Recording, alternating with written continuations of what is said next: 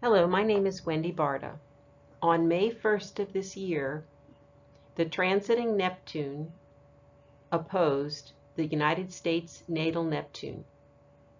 I thought it would be good to go over some of the implications of what that might mean for us. Most people are familiar with astrology as it applies to an individual. This is often called natal astrology. We'll be looking at worldly events. So the tool we'll be using is mundane astrology.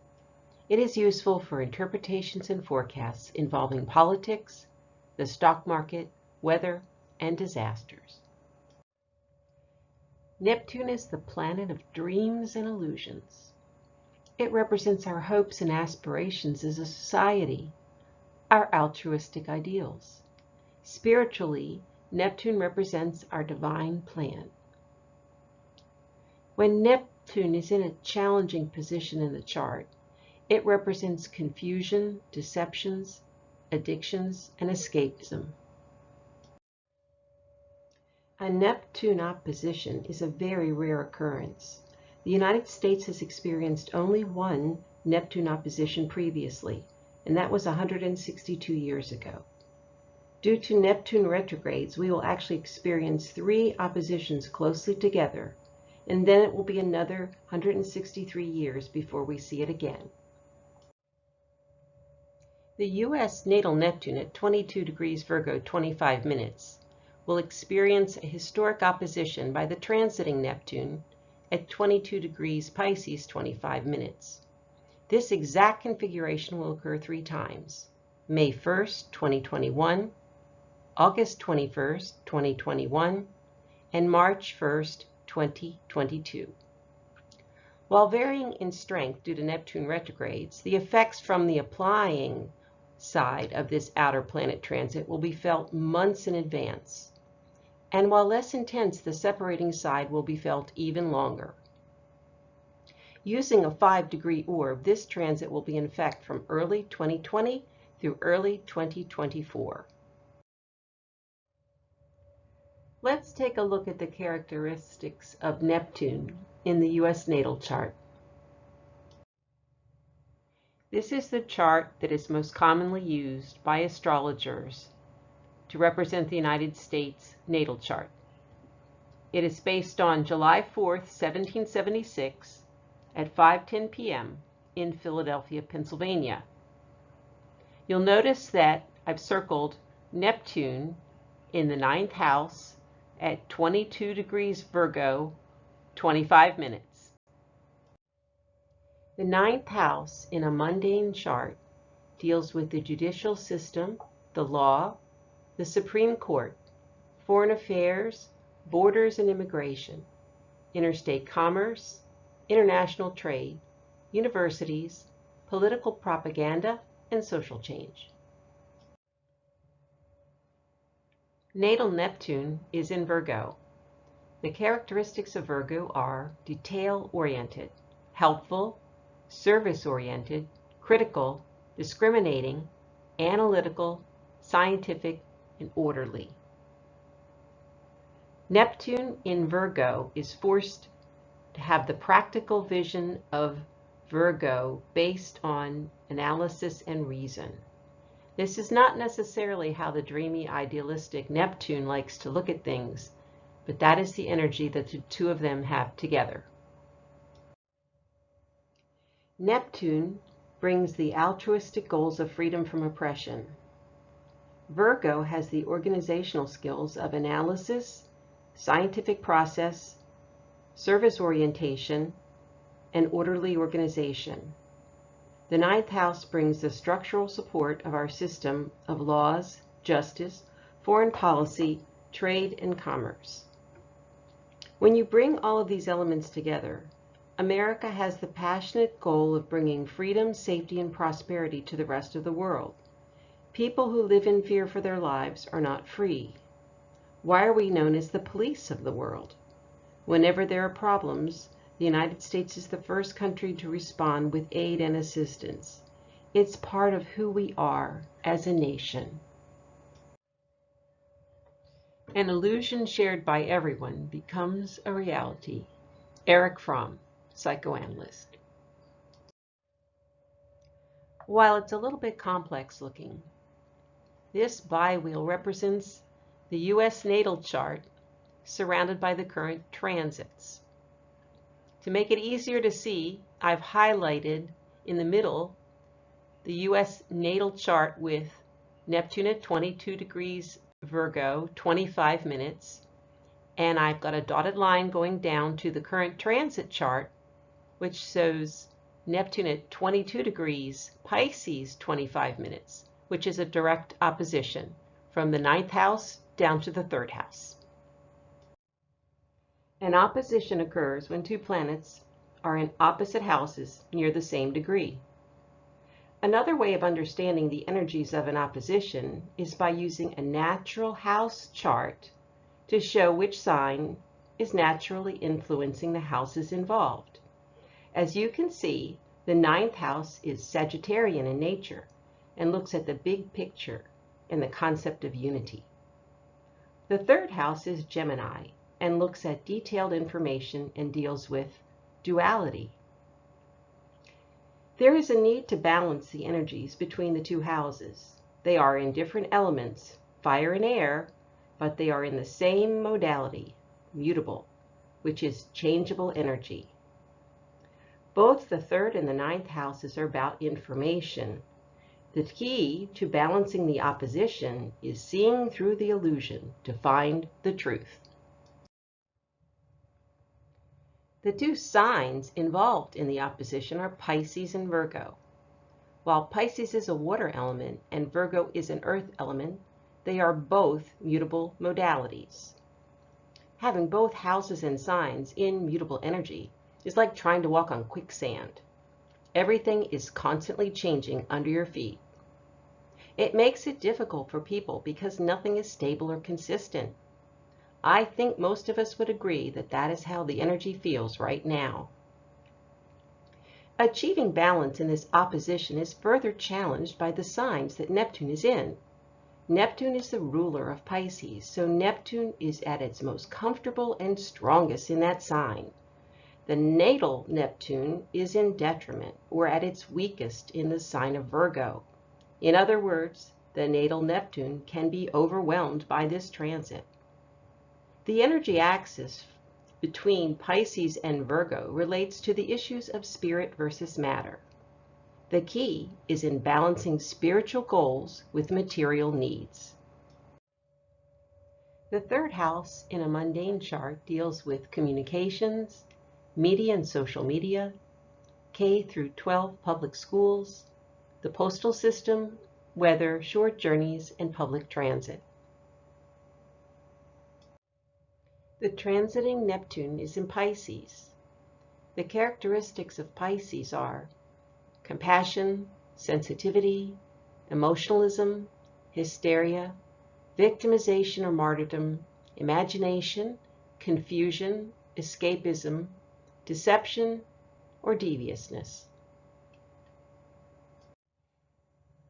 Now let's synthesize the oppositional energies of the transiting planet Neptune in Pisces in the 3rd house. As before, Neptune brings passionate ideals and altruistic goals. Since this is an opposition, the oppositional behaviors of Pisces bring emotionalism, hysteria, victimization, martyrdom, deceptiveness, escapism, confusion, and deviousness. The 3rd house brings the organizational tools of communications, media, and social media. When these elements come together, you can see a strong focus on leveraging media of all types, not limited to the internet, newspapers, and social media, to negatively influence specific mundane areas found in the natal 9th house. If the truth makes you uncomfortable, don't blame the truth. Blame the lie that made you feel comfortable. One of the ways that astrologers interpret current transits is to look at historical transits. What happened the last time there was a Neptune-Neptune opposition? Well, only one has occurred since the country was founded.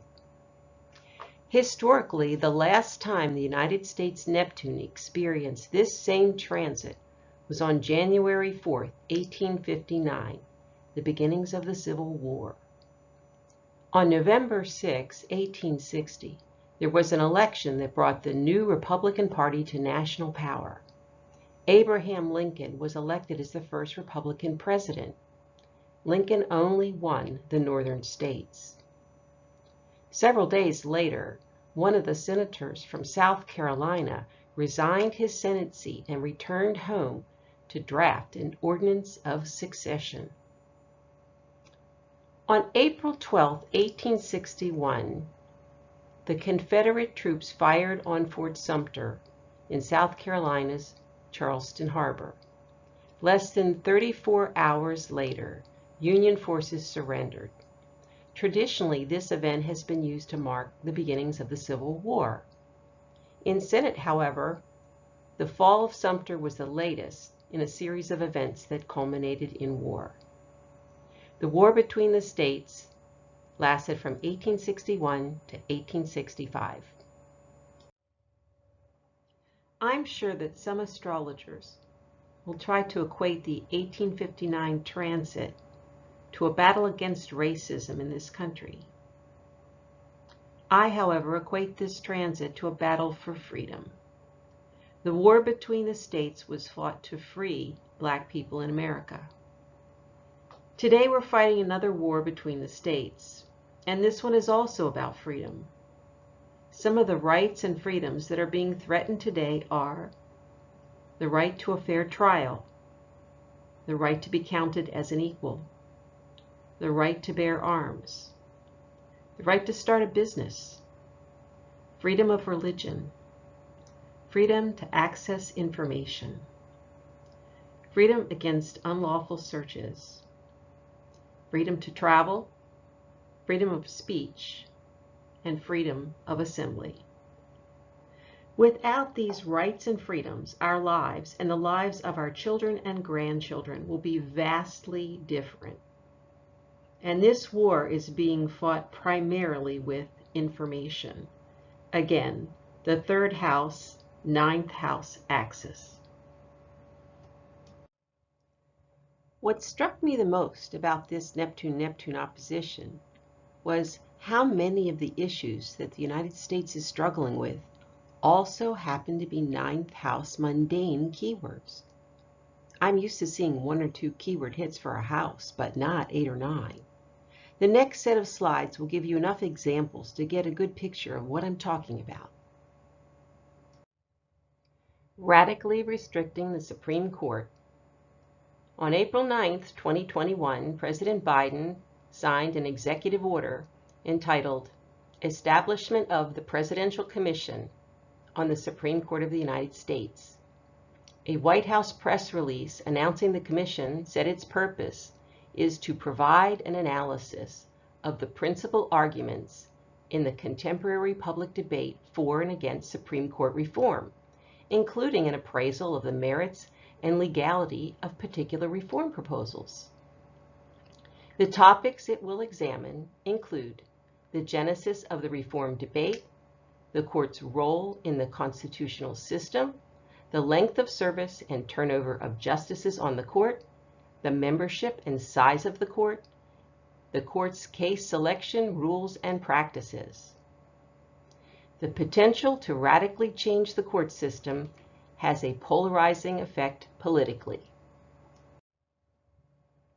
Recent changes in immigration policy have released a flood of migrants over the U.S. borders.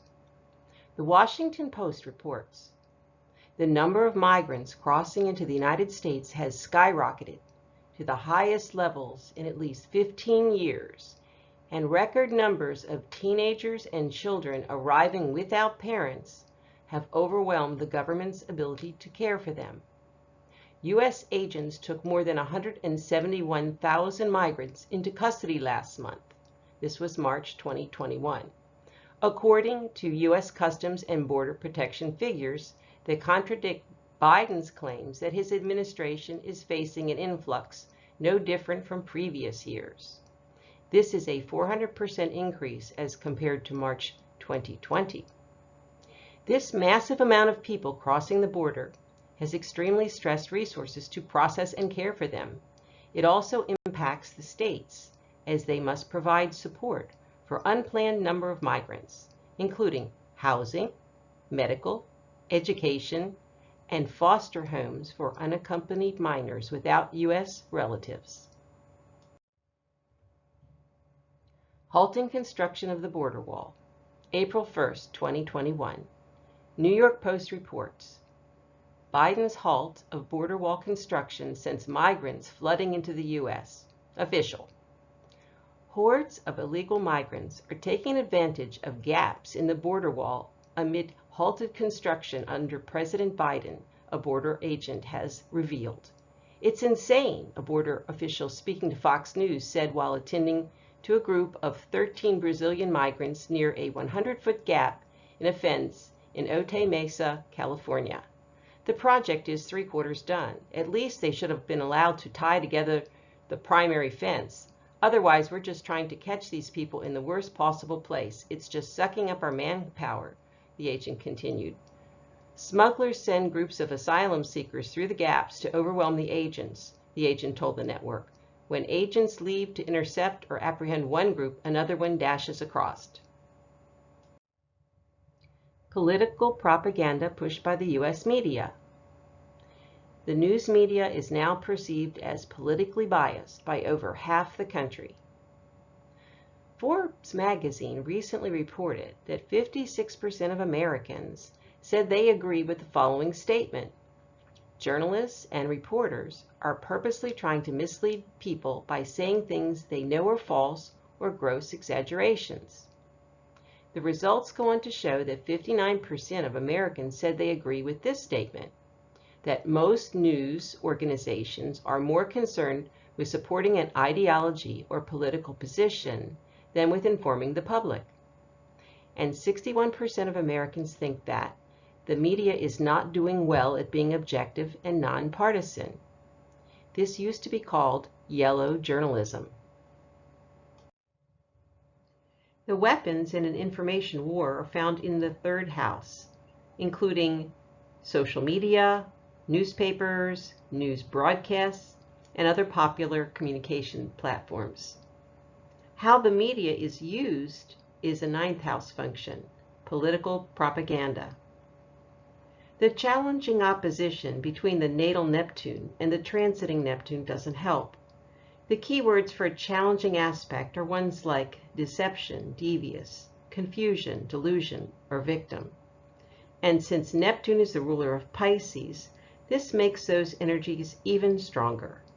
It's easy to see why Neptune in Virgo is overwhelmed by this particular opposition. Because at its roots, Neptune is all about illusion. Our challenge as students of astrology is to see through the propaganda haze, to find the truth. It's not easy to do, but if you don't, you'll be living a lie, and you won't even know it. The problem is that we all want the altruistic goals of Neptune and Pisces to be realized. That's what makes it so hard. But as the astrologer Louise Rodin said, if there are days or weeks of isolated anxiety, feelings of disassociation or confusion, they can only precede a greater vision of change and insights into your own intuitive independence.